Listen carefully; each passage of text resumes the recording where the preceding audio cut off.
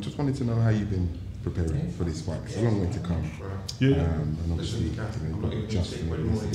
How do you plan to do that? What have you been doing? Well, to be honest, I was supposed to fight Kuzman in November. So I've been in basically 9 weeks worth of camp already. I went home. I live in Perth. I was training in Sydney. I went home to Perth for Christmas and all that sort of stuff. So basically, when I go home from here, which is tomorrow, I'll be heading back to Sydney for training camp and continuing from there. So it's pretty much, yeah, straight back into it as soon as I get home.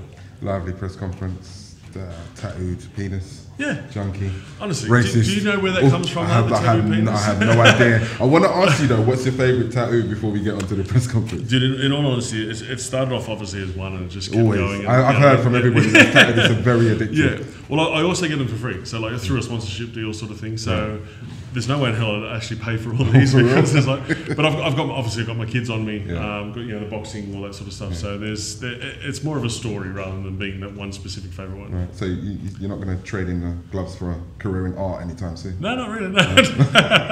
I'm good at destroying things. I'm not good at making anything. No. I totally understand that. They call me the demolition dread. Listen, what do you see as the strengths and weaknesses of Dillian Whyte?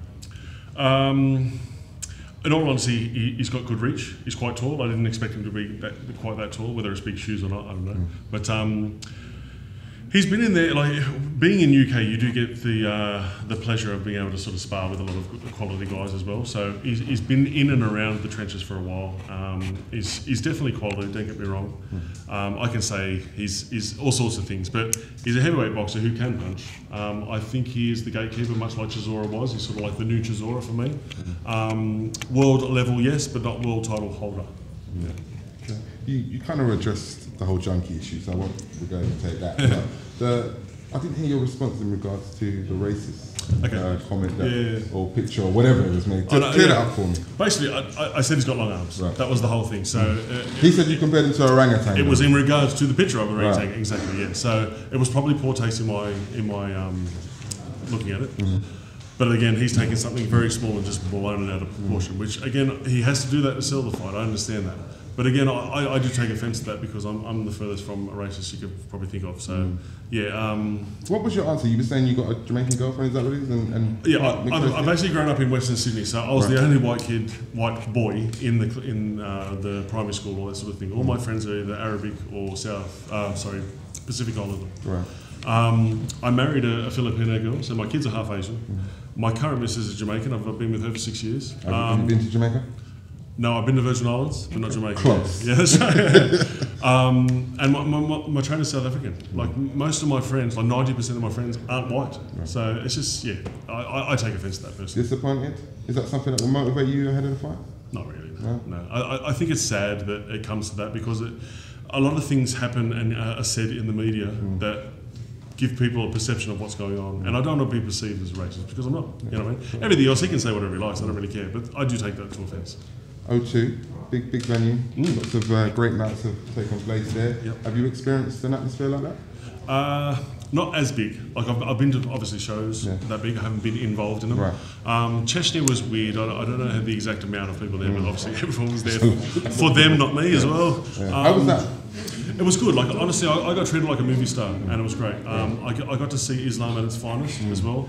I've grown up in Western Sydney, as I said, and all the boys have got tattoos and drinking, drugs, whatever it may be. Where I went over there and there was no drinking, no alcohol. No drinking, no smoking, no tattoos, none of that. Everything was just about Islam, and it was quite refreshing to see it at its finest. We went and saw all the mosques, and I really got involved in the culture. They wanted to show me, and I was very receptive to see it. Unfortunately, it didn't end the way I wanted it to end, but in terms of my time there, fond memories. If you come through this successfully, you've talked about it being about the money for you at this stage of your career, at this age. What would constitute a big money fight next if you won? Well, in all honesty, like in Australia, if you do want to make something in a sporting aspect, no matter what sport, you do have to go overseas. So for me, it'd be smart for me to keep coming back here or America. I think the pound is something like double the Australian dollar at the moment, so that's awesome. But we're talking a couple of 100,000 plus. You know, what I mean? That's something I can actually do with in terms of buying a house or this or that or whatever it may be. So who would you like to target though, if you had the choice? I want a title. I want as many titles as I can if I can get that opportunity. In saying that, for example, if Joshua beats Parker, well, then a Parker fight would be a great fight, things like that. And an Ortiz would be great, a Povetkin, things like that, yeah. So as long as they're up there and it makes sense for everyone to sort of get involved with the fans and stuff. Do you genuinely see yourself as having the beating of most heavyweights at the moment? I know for a fact, like I'm not the most skilled heavyweight out there. I know that, and I completely accept that. But the fact is, I can still knock you out, and that's all you have to do. I have to make sure that someone is buzzed enough for 10 seconds. That's it. Like, how easy is that? So I could be losing 11 rounds, and still knock you out or buzz you in the 12th and win the fight. So all I have to do is, in a 12-round fight, hit you once properly.